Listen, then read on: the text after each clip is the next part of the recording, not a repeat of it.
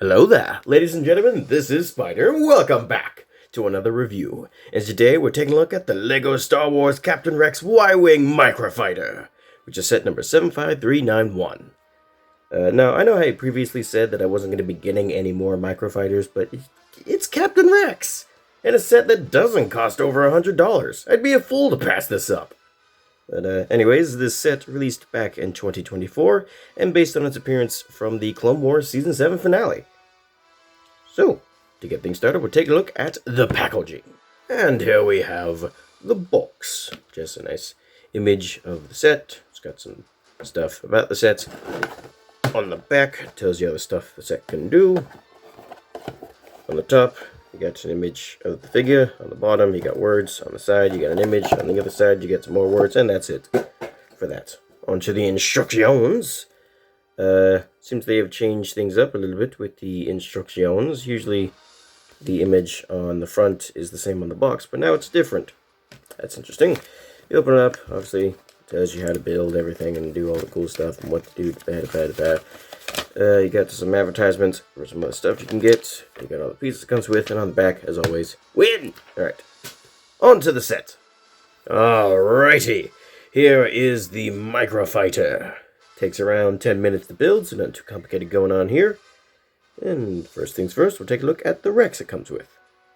So here we have Captain Rex, and he looks quite good. Lots of nice detail on the figure. You got the nice chest printing, leg printings, even printing on the boots, or at least what would be the boots.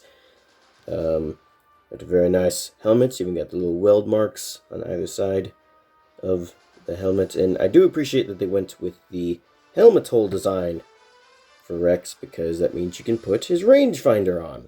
Because there was an older Rex that released that had no helmet holes, and you couldn't put the antenna on, and it just didn't look right. And obviously you can take the helmet off, and you see you do have a special head. It's not just your standard clone head. He's got the little patch from when he removed his chip, which is very nice. You can get some pretty nice back printing. I'll move that out of the way so you can see a bit better. You get some nice back printing, and you even have arm printing on either side. Although you can't see it because the pauldron is in the way. So let's move that. So yeah, you get different printing on the two arms. That is very, very nice. And I also appreciate, bump the camera, my apologies. I appreciate the nice cloth pauldron. That is quite nice. Although I do wish he also came with a cloth kama, which is the kilt skirt thing that the clones wore. Instead, it's just represented here by some printing on the front, which that is a little disappointing, but it's not the end of the world. And I've heard some other people say that they might have gone with that route because if they did do the cloth kama, it probably would have gotten in the way of him sitting in the vehicle. So that is a little understandable. Yeah, he also comes with a couple of blasters. See that? They are some new molds. At least they're new to me, because I'm used to Rex's blasters looking like this. But I don't think they've used those in quite a few years. But you can give Rex his blasters. We'll do that right now. His arms up. And give him his blasters, arm them up. And that looks quite good. So yes, very nice Captain Rex figure. Not too much to complain about here. Now, this is the exact same minifigure that came with the LEGO Star Wars UCS Venator. There's absolutely no differences between them, which sparked a bit of a controversy around this set. A controversy that I do not agree with. A lot of people were mad that the Rex that came with that really expensive set is now in a really cheap set that is easily accessible. I don't really get why that's a bad thing. To me, this is very good. I don't really like the idea of having exclusive minifigures. I don't like that. Like, it's a good business strategy, but as a consumer, I don't care for that. I think characters, especially popular, well-known characters like Rex, should be in at least a few different sets, so you have options of, how to get them. Now, the one part of the controversy I do completely agree with is the fact that in the UCS vendor, in the instructions, it says that both minifigures are exclusives. Which is obviously a lie, because here is Rex in a completely different set.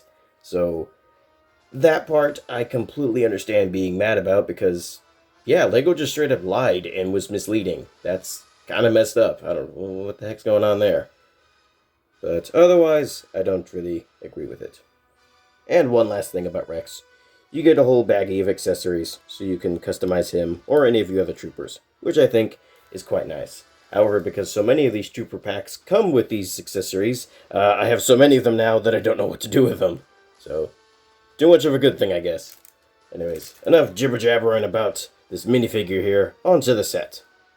And here we have Rex's Y-Wing bomber that he used at the end of the Clone Wars series. And you can tell it's Rex's because it is blue and white instead of the traditional yellow and white. And also, if you ever wondered why a Y-Wing is called a Y-Wing, so if you look at it from the top, it looks like a Y. Anywho, we'll bring in this Microfighter up close and take a look at his details. On the front here, you get a couple of blasters there.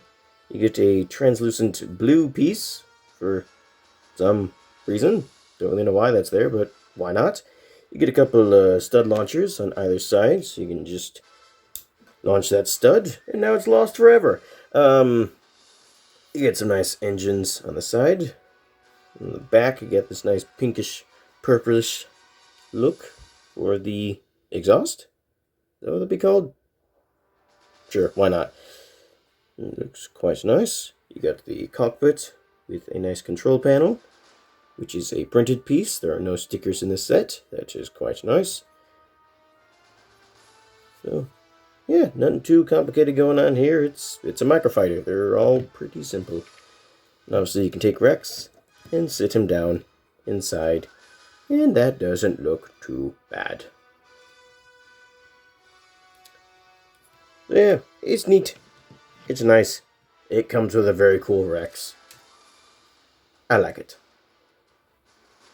So, I think that is pretty much everything to say about it. So on to size comparisons. Now, I usually start off the size comparisons with a LEGO minifigure, but that'd be kind of redundant here, so we'll move right on along to the Pack of Destruction minifigure Mothra. Pack of Destruction minifigure Godzilla. And on to some more relevant size comparisons. Here it is with the Series 2 Vulture Droid Microfighter.